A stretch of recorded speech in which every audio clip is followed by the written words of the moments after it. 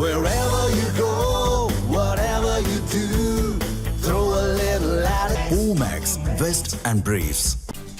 கடலூர் மாவட்டம் வடலூர் அருகே வீட்டில் சிலிண்டர் வெடித்து விபத்துக்குள்ளானதில் பெண் காயமடைந்து மருத்துவமனையில் அனுமதிக்கப்பட்டுள்ளார். இது குறித்த கூடுதல் விவரங்களோடு இணைகிறார் நமது செய்தியாளர் வினோத்குமார்.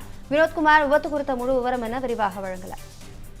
அபிராமி, அதாவது வடலூர் அருகே பார்த்தோமானால் வீட்டில் சமையல் செய்து கொண்டிருந்த பொழுது திடீரென எரிவாயு கசிவு மூலம் சிலிண்டர் வெடித்து விபத்து ஏற்பட்டு சமையல் செய்து கொண்டிருந்த அந்த சாராபேவி என்ற பெண் தற்போது மருத்துவமனையில் தீக்காயங்களுடன் சிகிச்சை பெற்று வருகிறார். அதாவது கடலூர் மாவட்டம் வடலூரில் உள்ள சபாபதி நகர் பகுதியில் ஆசிரியர் தெருவில் முகமது ரபி என்பவர் அவரது மனைவி வீட்டில் சமையல் செய்து கொண்டிருந்தார். அப்போது வீட்டை விட்டு சிறிது நேரம் வெளியே சென்று விட்டு பின்னர் வீட்டுக்கு சமைக்க அடுப்பு பற்ற வைத்துள்ளார்.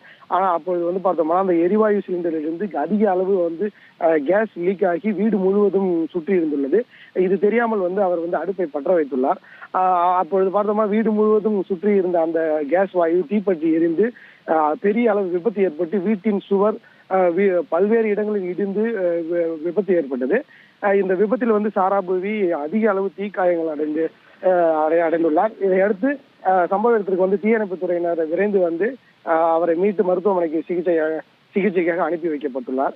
முதற்கட்ட விசாரணையில் பார்த்தோம்னால் அவரது வீட்டில் ஏற்கனவே அந்த சிலிண்டர் 5 சிலிண்டர்கள், அதாவது முழுமையாக நிரப்பப்பட்ட 5 சிலிண்டர்கள் வீட்டில் அடுக்கி வைக்கப்பட்டிருந்ததாகவும், ஒரு சிலிண்டர் வெடித்து விபத்து ஏற்பட்டிருந்தால் அந்த 5 சிலிண்டருமே வெடிக்கப்பட்டு இருக்கும் எனவும், அந்த 5 சிலிண்டர்களும் முழுமையாக வெடிக்கப்படாமல் இருந்ததனால் தீயணைப்பு துறையினர் சோதனை செய்து விசாரணை செய்த போது அந்த சமைத்து கொண்டிருந்த அந்த எரிவாயு உருளையிலிருந்து அதிக அளவு கேஸ் வெளியாகி வீடு முழுவதும் நிரம்பி உள்ளது.